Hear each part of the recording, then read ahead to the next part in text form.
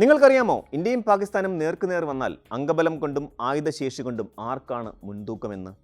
2025 April 22-ന് Jammu കാശ്മീരിലെ പഹൽഗാമിൽ നിരപരാധികളായ 26 വിനോദസഞ്ചാരികളെ തീവ്രവാദികൾ കൂട്ടക്കൊല ചെയ്ത സംഭവം ഇന്ത്യ പാകിസ്ഥാൻ ബന്ധത്തിൽ വൻ പ്രതിസന്ധിയാണ് സൃഷ്ടിച്ചിരിക്കുന്നത്.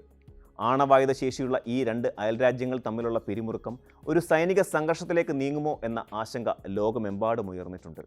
ഈ സാഹചര്യത്തിൽ ഇരു രാജ്യങ്ങളുടെയും സൈനിക ശേഷിയും അംഗബലവും വിശകലനം ചെയ്യുന്നത് ദക്ഷിണേഷ്യയിലെ സുരക്ഷാ സാഹചര്യം മനസ്സിലാക്കുന്നതിന് അത്യന്താപേക്ഷിതമാണ്.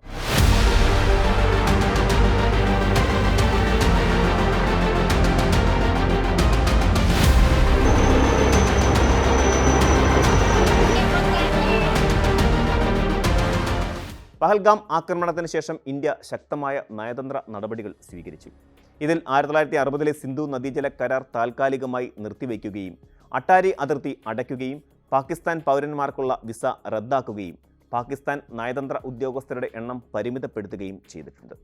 ഇതിന് മറുപടിയായി പാകിസ്ഥാൻ തങ്ങളുടെ പ്രതികാരപരമായ നയതന്ത്രപരവും സൈനികവുമായ നിലപാടുകൾ പ്രഖ്യാപിച്ചു.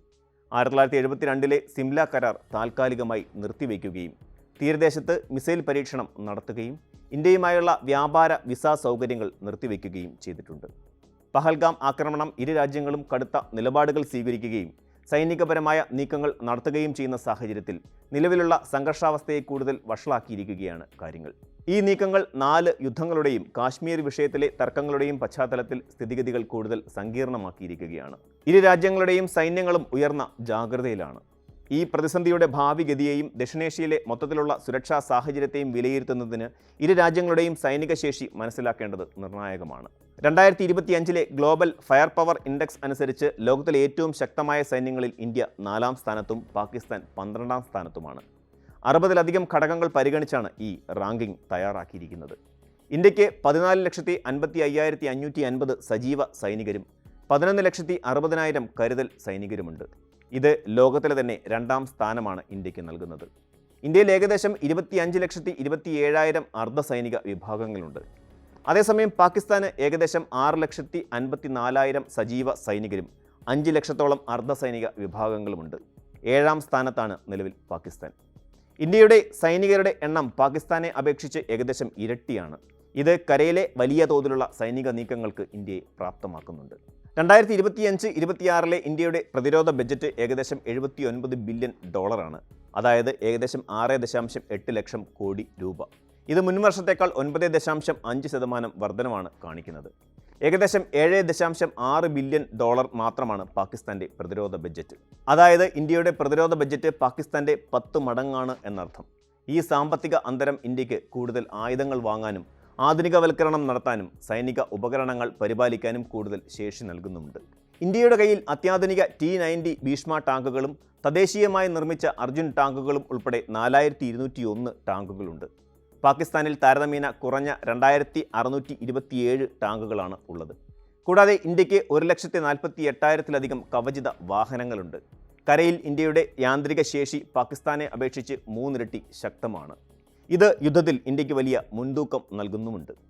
ഇരു രാജ്യങ്ങൾക്കും ആണവായുധങ്ങളും ബാലിസ്റ്റിക് മിസൈൽ പദ്ധതികളുമുണ്ട്. ഇത് ഒരു തന്ത്രപരമായ പ്രതിരോധമായി വർത്തിക്കുന്നുമുണ്ട്.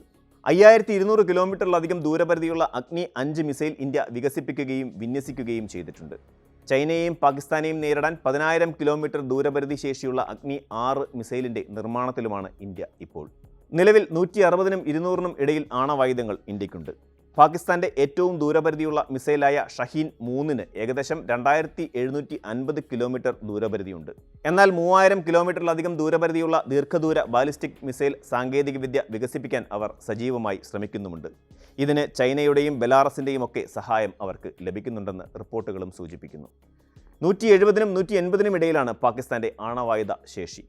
നിലവിൽ ഇന്ത്യയുടെ മിസൈൽ ശേഷി ദൂരപരിധിയിലും സാങ്കേതികവിദ്യയിലും മുന്നിലാണ്. ലോകത്തിലെ 5-ാമത്തെ വലിയ വ്യോമസേനയായ ഇന്ത്യക്ക് 2229 സൈനിക വിമാനങ്ങളുണ്ട്. റാഫേൽ, Su-30, MK-I, തദ്ദേശീയ തേജസ് യുദ്ധവിമാനങ്ങൾ എന്നിവയുൾപ്പെടെ അത്യാധുനിക പോർ വിമാനങ്ങൾ അടങ്ങിയതാണ് ഇന്ത്യയുടെ വ്യോമസേന. അതുകൊണ്ട് തന്നെ ഏഷ്യയിലെ ഏറ്റവും ശക്തമായ വ്യോമസേനകളിൽ ഒന്നായി ഇതിനെ കണക്കാക്കുകയും ചെയ്യുന്നുണ്ട്. പാകിസ്ഥാൻ്റെ വ്യോമസേന താരതമ്യേന ചെറുതാണെങ്കിലും JF-17 തണ്ടർ, F-16 പോലെയുള്ള മികച്ച വിമാനങ്ങൾ അവർക്കുമുണ്ട്. 1399 വിമാനങ്ങളുള്ള പാകിസ്ഥാൻ 7-ാം സ്ഥാനത്താണ് നിലവിൽ. എങ്കിലും ഇന്ത്യ വ്യോമസേന എണ്ണത്തിലും സാങ്കേതിക വിദ്യയിലും മുന്നിലാണ്. പ്രത്യേകിച്ച് റഫേൽ, തേജസ് വിമാനങ്ങൾ വ്യോമാധിപത്യം ഉറപ്പാക്കുകയും ചെയ്യുന്നുണ്ട്. ഇന്ത്യയുടെ നാവികസേന വലുതും സാങ്കേതികമായി കൂടുതൽ വികസിച്ചതുമാണ്. വിമാനവാഹിനി കപ്പലുകൾ, ആണവ അന്തർവാഹിനികൾ, വിവിധതരം യുദ്ധക്കപ്പലുകൾ എന്നിവയെല്ലാം ഇന്ത്യൻ നാവികസേനയ്ക്കുണ്ട്. INS വിക്രമാദിത്യ, INS വിക്രാന്ത് എന്നീ 2 വിമാനവാഹിനി കപ്പലുകളും 11 ആണവ ഡീസൽ അന്തർവാഹിനികളും ഉൾപ്പെടെ 293 നാവിക ആസ്തികൾ ഉള്ള ഇന്ത്യ 6ാം സ്ഥാനത്താണ് നിലവിൽ. അതായത് ഇന്ത്യയുടെ നാവികസേന വിമാനവാഹിനി കപ്പലുകളും ആണവ അന്തർവാഹിനികളും ഉൾപ്പെടെ പാകിസ്ഥാനെ അപേക്ഷിച്ച് വളരെ മുന്നിലാണ് എന്നർത്ഥം. പാകിസ്ഥാന്റെ നാവികസേന ചെറുതാണെങ്കിലും പക്ഷേ തീരദേശ പ്രതിരോധത്തിലും അന്തർവാഹിനി ശേഷിയിലുമാണ് അവർ പ്രധാനമായും ശ്രദ്ധ കേന്ദ്രീകരിക്കുന്നത്.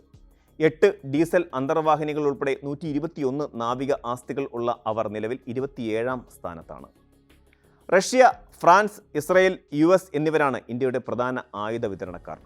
കൂടാതെ തദ്ദേശീയ പ്രതിരോധ വ്യവസായവും രാജ്യത്തിന് ആയുധങ്ങൾ നൽകുന്നുണ്ട്. ചൈനയാണ് പാകിസ്ഥാന്റെ പ്രധാന ആയുധ വിതരണക്കാരൻ. US ഒരു നാറ്റോ ഇതര സഖ്യകക്ഷിയായതിനാൽ പാകിസ്ഥാനും അവർ ആയുധങ്ങൾ നൽകുന്നുണ്ട്. കൂടാതെ ഫ്രാൻസ്, തുർക്കി എന്നിവരും പാകിസ്ഥാന് ആയുധങ്ങൾ നൽകുന്നു. തദ്ദേശീയ പ്രതിരോധ വ്യവസായങ്ങൾ പാകിസ്ഥാനിലുമുണ്ട്. പഹൽഗാം ആക്രമണം ഇരു രാജ്യങ്ങളുടെയും സൈനികപരവും നയതന്ത്രപരവുമായ നിലപാടുകൾ കടുപ്പിച്ചിരിക്കുകയാണ്.